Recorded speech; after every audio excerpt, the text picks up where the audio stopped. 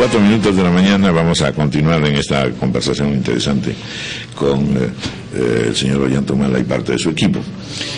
Juan Paredes Castro, dicho sea de paso, tu columna de hoy día muestra un relativo entusiasmo, ahora sí, con una sola hoja de ruta.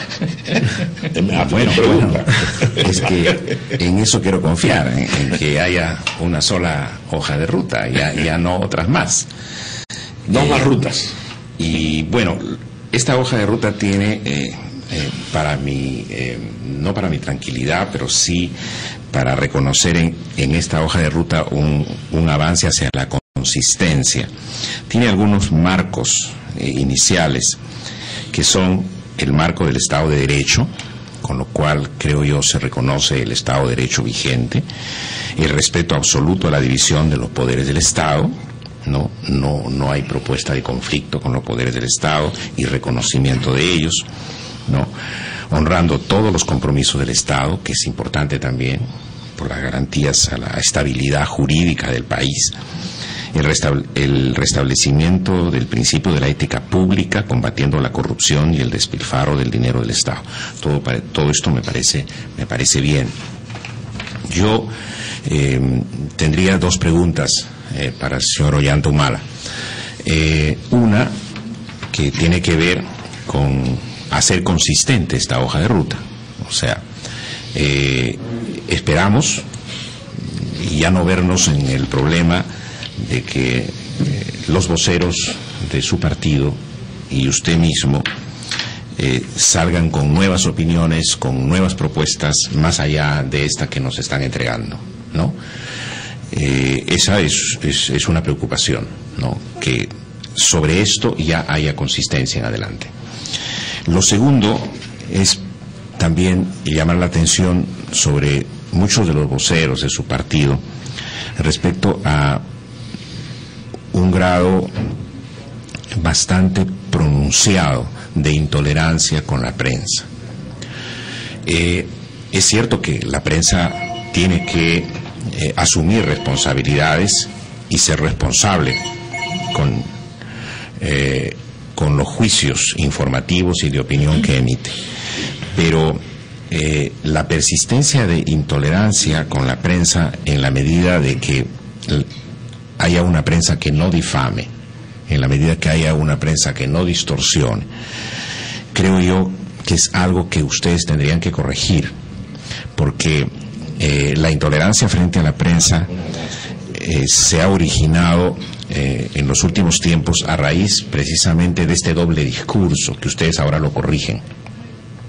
La prensa se preocupó naturalmente porque desde el primer plan de gobierno se hablaba de la nacionalización de la economía. Entonces, lógicamente, cuando hay planteamientos tan duros como ese, usted va a tener siempre a la prensa, y particularmente en este caso al comercio, que puedo hablar solamente por el comercio, va a tener usted a una prensa preocupada por cuánto se puede afectar a una estabilidad económica que, con todos sus defectos, ya lleva 20 años, y contra una continuidad democrática que también, con todos sus defectos, lleva 10 años.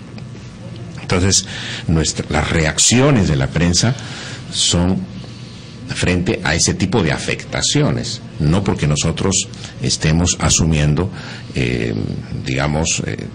tales o cuales posiciones a favor de tales o cuales candidatos, ¿no? Hoy día, por ejemplo, en la primera página usted verá, en respecto a los Wikileaks y a las revelaciones, están tanto los que atañen a usted como los que atañen al fujimorismo, para que sean leídos y los lectores informados. Definitivamente lo que yo desearía sería que esta intolerancia no bajara a sus niveles, como una expresión de que, llegados ustedes al poder, esa intolerancia no se convierta en medidas contra la prensa, porque al final de cuentas a eso llevamos, ¿no? Bueno, fíjese, nuestro compromiso siempre ha sido de apoyo y de estar identificados con la libertad de prensa. Usted podrá ver que inclusive en nuestra corta vida política nos hemos puesto de pie para defender a Radio Cutibalú cuando el gobierno amenazó con cerrarla, a Radio Orión en Pisco, a Radio La Voz de Bagua en Amazonas, y a tantos medios de comunicación que han tratado de ser avasallados por el gobierno. Porque nosotros no queremos regresar a la dictadura fujimorista de los 90, en los cuales se compraba a los dueños de los canales, no de todos por cierto, a los dueños de determinados periódicos, que hoy día están prófugos, etcétera, se compraba las líneas editoriales, se compraba las portadas. No es el caso del comercio, por cierto, pero hay que señalar que el triste papel que tuvo el gobierno fujimorista de los 90 con relación a la tolerancia, al respeto a la libertad de prensa, y todo eso fue filmado, ¿no? Nosotros no queremos eso. En la década de los 90, en la dictadura de los 90, sobre todo para los jóvenes que en ese momento eran niños, hay que decirles que mataban periodistas, asesinaron a periodistas, que secuestraron a periodistas, que perseguían a periodistas, y eso no debe pasar. Nosotros, y yo particularmente, siempre he sido tolerante con la prensa, y muchas veces he tenido que soportar, ¿no?, el entusiasmo ya de la prensa, que por sacar una declaración te ponen el micrófono por la cabeza, etcétera. Bueno, todo eso hemos soportado, y yo creo que los medios de comunicación o las empresas privadas de comunicación tienen todo el derecho de escoger su candidato, ¿no? Yo no soy quien para juzgar el candidato de cada periódico, de cada medio de comunicación. Eso lo juzga el elector, ¿no? Porque el viejo debate si la prensa debe opinar solamente, o debe informar, o debe hacer las dos cosas, es un debate que siempre está vigente, y yo respeto eso. Yo lo que quiero señalar claramente es que nosotros nos comprometemos por escrito, verbalmente y con nuestras acciones a respetar la libertad de prensa, porque creo que es uno de los pilares de la democracia. Yo cómo no voy a querer una prensa que también me ayude a fiscalizarme, porque es la forma en que uno puede darse cuenta de sus errores y corregirlos.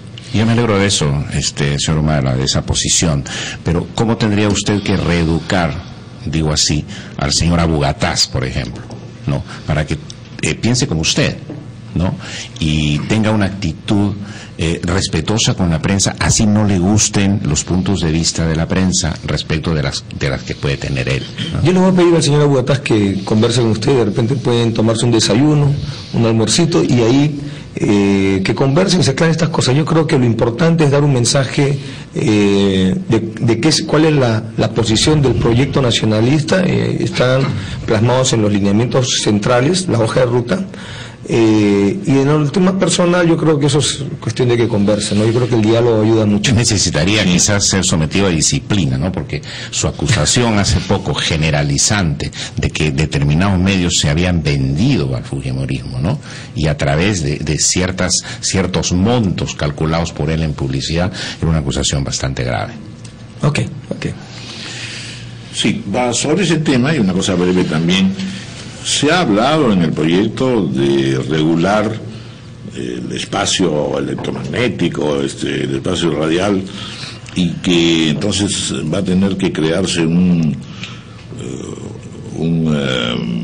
elemento allí controlador, o una instancia a través del Ministerio de Transportes, que, como bien se ha discutido ya en todas partes del mundo, deviene en verdad este consejo vigilante en una suerte de amenaza constante a los medios radiales y televisivos.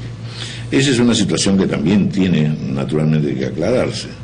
Claro que sí. Y de la manera más específica. Lo que sí parece real, y se lo digo de frente porque yo he vivido directamente la experiencia del velasquismo, es la siguiente.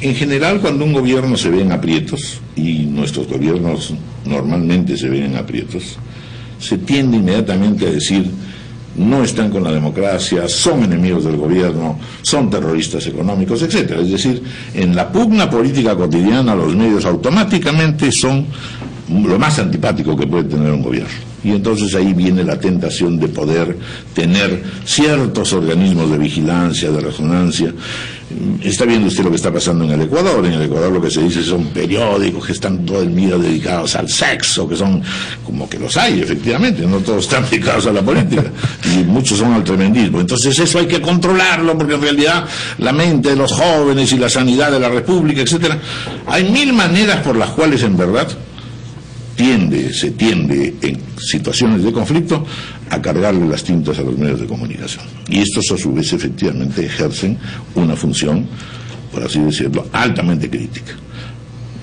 Es allí donde se pierden los papeles. Y por eso es peligroso tener de antemano algunos planteamientos que hablen de centros reguladores o de vigilancia o consejos de comunicación, porque en realidad eso termina siendo, por así decirlo, un principio de democracia. Bueno, yo creo que no hay necesidad de irnos tan lejos, porque en ese sentido el fujimorismo tendría más un recuerdo más reciente de cómo se trató a la prensa, y la fotografía esa donde está el señor Fujimori en su habitación, ¿no?, acompañado de 3 periodistas, ¿no?, tomando desayuno, me parece que es la muestra más clara del tipo de prensa que no queremos los peruanos. Yo creo que el mejor fiscalizador de la prensa es el que compra un periódico o el que ve la televisión. Si no le gusta tu programa, cambio de canal.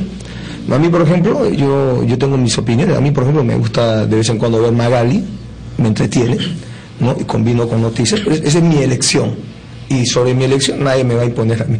Lo que sí quiero señalar claramente es que nosotros, dentro de nuestro marco de alineamiento central de política económica y social para un gobierno de concertación nacional, ese tema, por ejemplo, no se ha evaluado mucho, creo. Yo no recuerdo en el Perú cuándo ha sido la última vez que ha habido un gobierno realmente de concertación nacional. Eso es lo que falta en el Perú. Pero ustedes lo están poniendo recién. Pero es que ese es el mandato del pueblo, ¿no? Uno tiene que entender profundamente la democracia. Nosotros no hemos ganado las elecciones.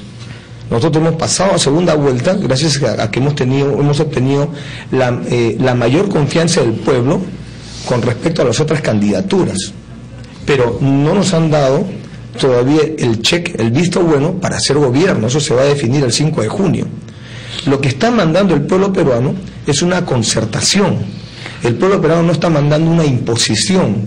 Por eso es que es importante resaltar este tema. Y dentro del marco de esta concertación hablamos de la lucha contra la corrupción, y creemos nosotros que la corrupción en el tema del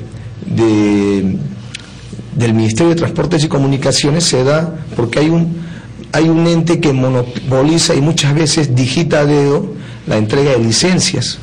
Por eso nosotros queríamos ponerle más transparencia a la entrega de las licencias, para que no dependa de la voluntad política de un gobierno, justamente para atacar ese tema que ustedes señalan, que cuando se llega a gobierno muchas veces se siente muy fiscalizado y dice, bueno, esa prensa no es democrática, esa prensa es enemiga del pueblo, etcétera, y vemos ejemplos en la región que no queremos nosotros, y para eso queremos independizar, institucionalizar la seguridad y la garantía de que la prensa va a tener un ejercicio libre, va a tener las garantías de que no será el presidente de la República, no será una persona la que pueda justamente digitar este tipo de licencias a través del Ministerio de Transportes y Comunicaciones, y por eso queremos que haya un órgano fiscalizador de ese tema, ¿no?